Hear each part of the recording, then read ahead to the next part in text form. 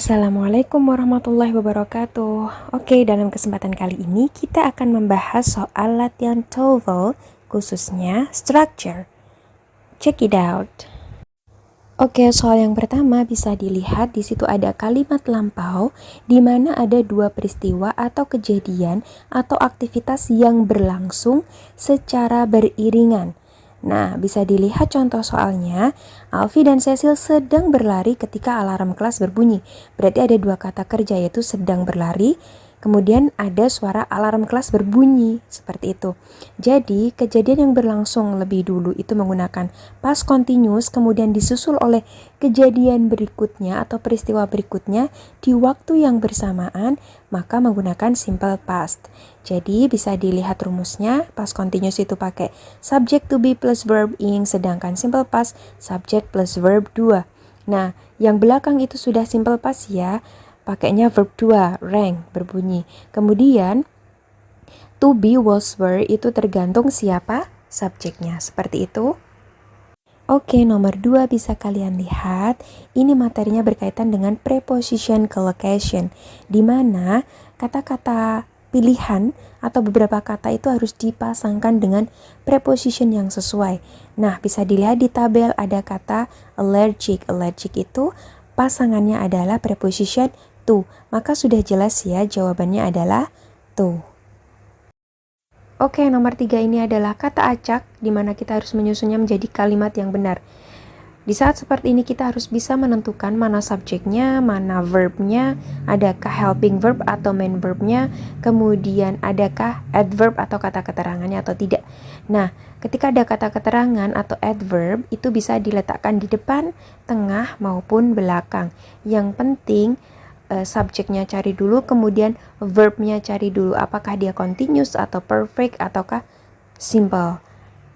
Nah, di situ bisa kita lihat ada subjek, kemudian adverb, ada to be atau helping verb, kemudian ada main verbnya studying. Jadi sudah jelas ya jawabannya yang C.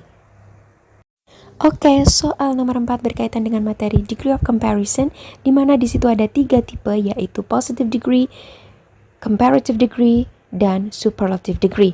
Oke, di sini arti dari kalimat dalam soalnya yaitu bacaan Al-Qurannya Ahmad adalah suara terindah atau suara terbaik yang pernah aku dengar. Jadi tidak ada perbandingan lagi. Maka ini menggunakan pola superlative degree. Nah, jadi superlative degree dari kata good yaitu yang best. Oke, nomor 5 kita dihadapkan lagi dengan kata acak untuk disusun menjadi kalimat yang benar. Maka kita harus menentukan subjeknya dulu, kemudian verb, kemudian objeknya. Nah, di sini kita juga harus menganalisis apakah ini kalimat positif, negatif, atau tanya. Ternyata di sini adalah kalimat positif. Nah, maka kita tentukan dulu subjeknya siapa, kemudian verbnya apa, baru objeknya. Nah, di sini ada have, kemudian verb 3, otomatis ini adalah menggunakan pola present perfect. Subject plus has, have, plus verb 3. Karena subjeknya I, maka menggunakan helping verb have, seperti itu ya. Maka, mana yang I, kemudian have, kemudian diikuti oleh verb 3, sudah jelas yang A. Ketika ada never, itu tidak masalah, bisa disisipkan di antara have maupun verb 3-nya. I have never tasted such delicious cake. Nah, delicious cake itu sebagai objeknya. Kemudian nomor 6 soalnya berkaitan dengan materi simple future atau tenses yang digunakan untuk menjelaskan kejadian atau rencana yang akan datang. Nah, bisa dilihat di situ ada kata tomorrow, besok, berarti belum terjadi ya. Maka rumus dari simple future itu sendiri adalah subject plus will plus verb 1. Dan mana yang termasuk will plus verb 1 sudah bisa dilihat ya, yaitu yang B. Baik, untuk nomor berikutnya, materinya berkaitan dengan pronouns atau kata ganti. Di situ jelas sekali jawabannya adalah mine yang menunjukkan kepemilikan, ownership atau possessive pronoun.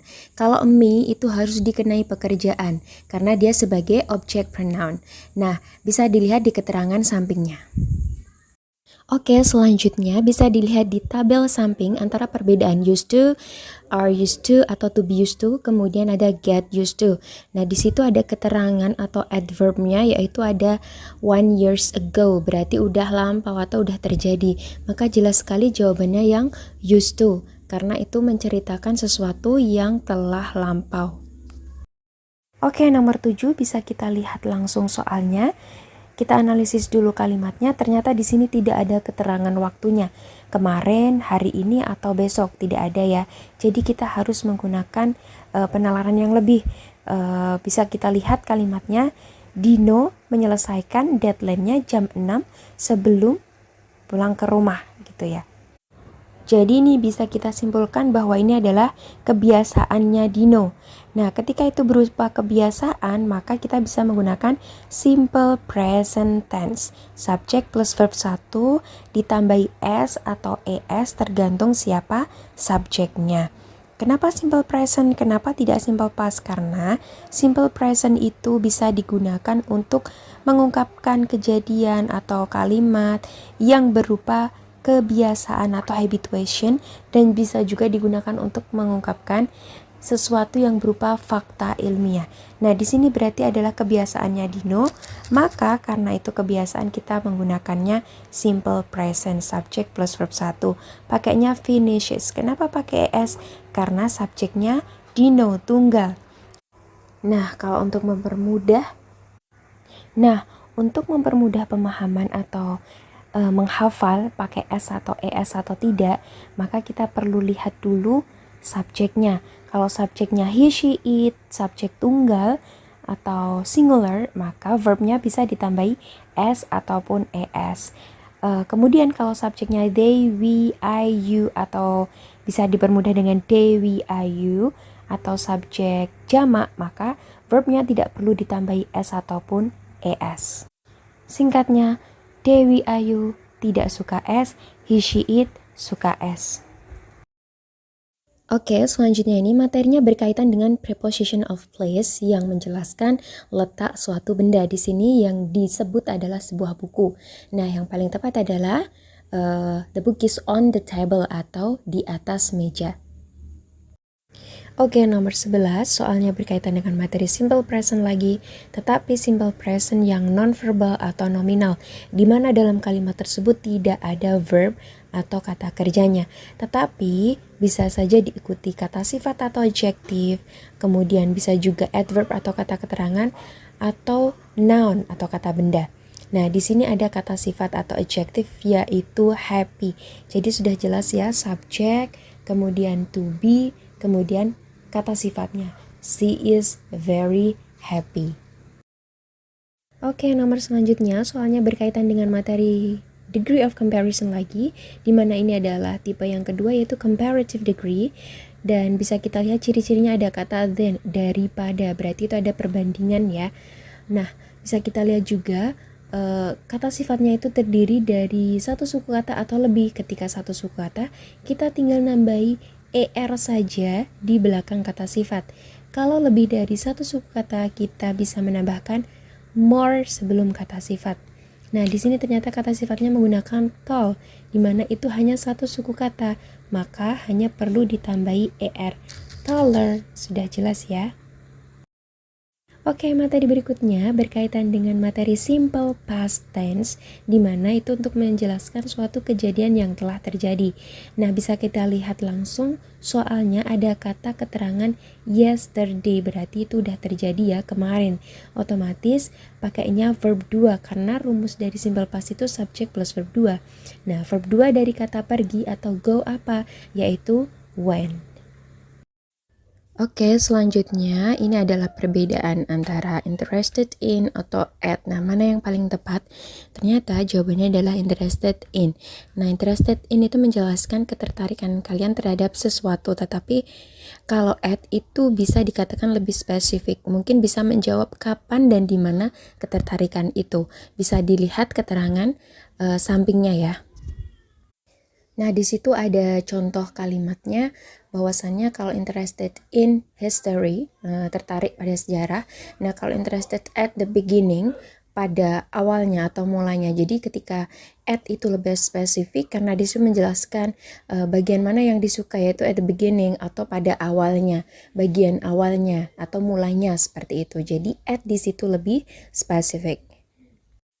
Nomor 15, soalnya berkaitan dengan materi simple present lagi karena di situ ada every Wednesday night. Berarti itu merupakan kebiasaan dia setiap Rabu malam.